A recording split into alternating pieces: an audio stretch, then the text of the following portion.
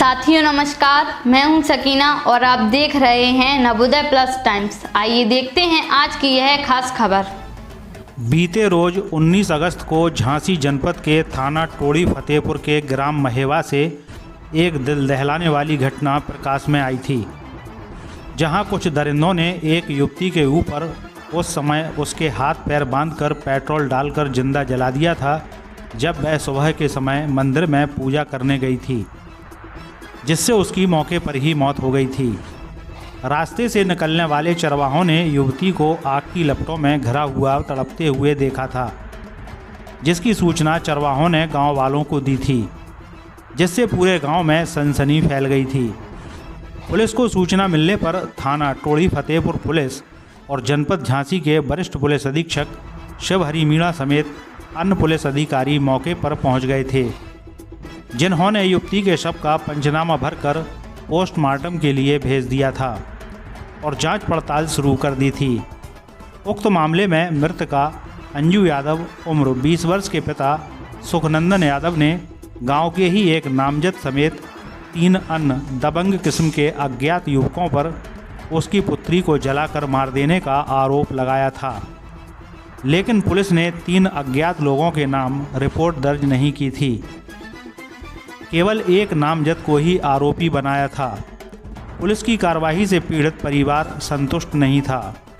इसी सिलसिले में आज पीड़ित परिवार को न्याय दिलाने तथा शोकाकुल परिवार को ढाढ़स बंधाने के लिए पूर्व केंद्रीय ग्रामीण राज्य मंत्री प्रदीप जैन आदित्य अपने कांग्रेस कार्यकर्ताओं के साथ थाना टोड़ी फतेहपुर के ग्राम महेवा में पीड़ित परिवार के घर पहुंचे, जहां उन्होंने पीड़ित परिवार को आश्वासन दिलाया कि उनकी इस लड़ाई में वे हमेशा उनके साथ खड़े हैं। पीड़िता को न्याय दिलाने और आरोपियों को सलाखों के पीछे भिजवाने में वे अपना सहयोग प्रदान करेंगे। नवोदय प्लस टाइम्स के लिए झांसी से ब्रजेश परिहार की रिपोर्ट।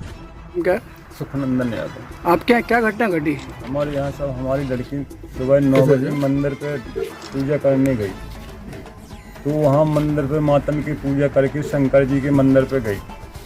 वहाँ संदीप पटेल ने हमारी लड़की के हाथ पैर बांध के और पेट्रोल डाल के जला दिया, और मैंने 3 लोगों के अज्ञात नाम लिखाए थे, वो अज्ञात नाम हटाए गए और मुकदमा 302 का दर्ज कराया हमने। बाकी रिसीव हमको दी। क्या है, आपकी पुलिस सुन नहीं रही क्या? पुलिस पहले तो नहीं सुन रही थी, जब गांव के सब लोग पहुंच गए तब पुलिस ने अपनी कार्रवाई शुरू की। ये महेवा गांव में आए, क्या घटना घटी है? एक ऐसी घटना जिससे हर व्यक्ति के रोंगटे खड़े हो गए।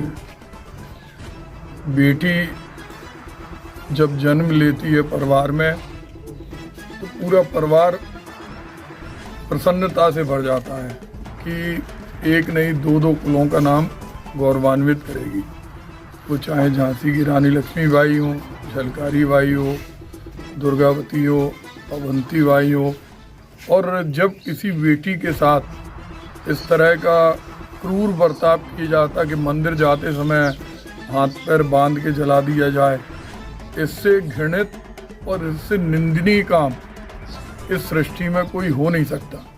लेकिन जो सबसे बड़ा एक दुखद विषय है कि लड़की के पिताजी ने जो लिख के दिया कि 4 लोगों ने, क्योंकि जिस तरह से पेट्रोल डाल के उसे जलाया गया, अकेला एक व्यक्ति काम कर नहीं सकता।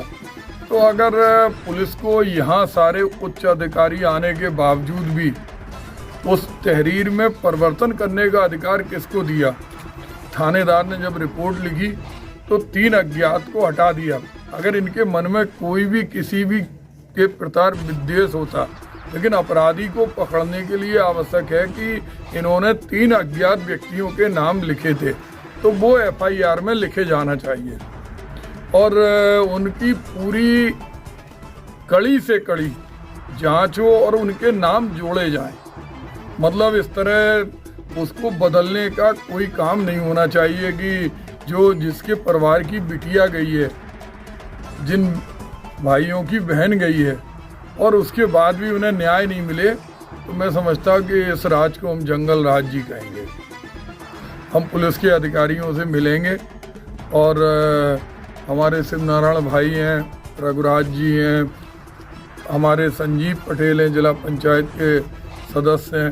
तो हम लोग इनकी लड़ाई बिल्कुल न्याय, हम किसी झूठे को नहीं फंसाना चाहते, लेकिन जितने भी लोग इसमें शामिल हैं उनके नाम उजागर होना चाहिए और उन्हें फांसी के तख्ते पे पहुंचना चाहिए।